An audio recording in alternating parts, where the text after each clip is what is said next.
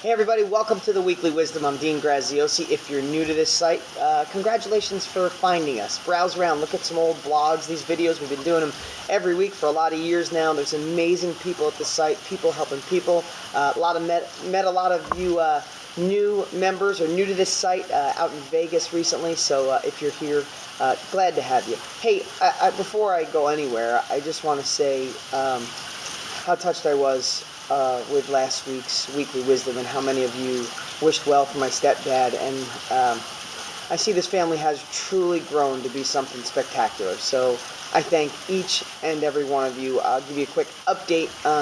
After I did that Weekly Wisdom, my stepdad took a turn for the worst. The next day after doing that, the last week's video, my mom called and his lung had collapsed. He had 103 fever and was doing horrible, so I jumped on a plane, flew down to Mexico, and you know what? It shows the power of the mind. I got down there. They were there by themselves, so I spent a couple days, got them in good spirits, hopefully the best I know how. Just a lot of positive. You know, one thing I told them, I said, I don't make bad investments. I'm already about $100,000 into your surgery and saving you. You die now, that'd be a bad investment. We can't have that. I know that sounds horrible, but literally it made them laugh. And that was almost a week ago that I was down there for 3 or 4 days helping them. Got him out of the hospital, got him into a hotel, a really great place, easy access. Long story short, they came home last night, and he's going to be fine. So I'm not going to say that those prayers and wishes that everybody left here didn't help. So I thank you. And for those that have so many warm wishes for the people that were affected by Sandy, by the hurricane, I want to give you a quick update. So what we decided to do with the money is Staten Island in New York, so many places, New Jersey, Staten Island, got hurt so bad, and Staten Island has some really hard-hit areas where they weren't getting a lot of help. So we decided, through a recommendation to one of our amazing students, we decided to give a big chunk of that money to a pastor in Staten Island that's helping out a lot of people in need. So we're going to present that to them this week. So we'll keep you updated on that. And plus, some other great suggestions from our loyal DG family. We found a couple DGers that, and if we missed you, I'm sorry, but we found a couple DGers going through really tough times. So we're going to present them with some money as well. And we'll continue to help. Anything we can do, we'll continue to do that. And this family helps support that. So I thank you. So here's what I want to talk about this week. I've said this before. I've said it live. And Jen Gray and a couple others who read this week's post picked out the saying that I've used before, that if you can cut a check for the problem, you don't have a problem. And if you've heard me say this before, well, you're going to hear it again. And if it's new to you, you know, when I first say that, if you can cut a check for that problem, you don't have a problem. Internally, it doesn't sit well with some people. You might say, well, money can't solve problems. Money doesn't buy happiness. Money can be the root of all evil. And I guess that's kind of true. But all I know is so many problems could be solved by cutting a check for them. And a prime example of that is what happened to my stepdad. We were down in Mexico, and Jen, you picked up on it, a couple others did too. I didn't go deep on it because I was sharing what was on my heart.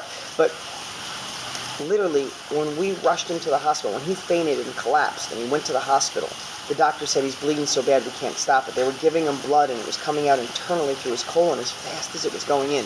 He did. He lost 80% of his blood. And I'm not trying to harp on that or be overly dramatic, but when they raced him in, they wouldn't start the surgery because they don't take insurance, not American insurance.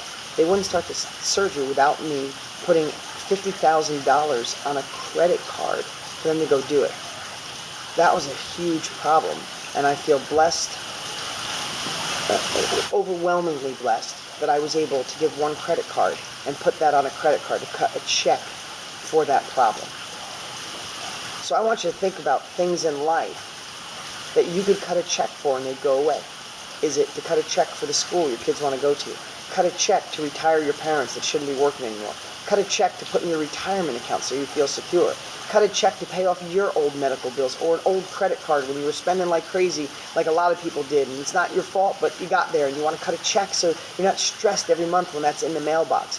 Or cut a check to help people from the hurricane. Cut a check to someone in your church who's having a really tough time. When I start looking at things that way, if you could start looking at it that way, then money is something so much bigger than just wanting financial freedom. You know all the things that I say over and over, that like secure your own mess so you can help others. That's what we want. We want to be so confident, so secure But we could cut checks to put out fires, cut checks to lower anxiety, cut checks to help people who need it. So every week, I appreciate so much this family, and DG has grown to be something bigger than I could have ever imagined. And I don't mean bigger as just the amount of people, which is thousands, but we created a heck of a family where people can come, like you, can come here and get plugged in, get wisdom, direction, confidence, and feel a part of something bigger than yourself. That's why I love this site. I'll never stop doing these videos. Thanks for all you've done. So we're helping out Sandy. Appreciate everything on my stepdad and all the prayers and thoughts. And lastly, think about that this week. I hope you did the homework last week on making sure we get rid of those regrets. Let's get rid of them now. Let's not be 80 years old, 90, 110 on your deathbed with all these regrets that you could have just squashed now. And I'm telling you one big regret. I know it's not as important as some of the other ones, but one big regret will be if you miss out on 2012, 2013 real estate market and don't jump in and get going. If you miss this window, it'll be a huge regret. But this week, I'd really love to think, what could you cut a check for that would make a problem disappear, and use that as your motivation? Thank you so much, guys. Can't wait to be back here next week. See ya.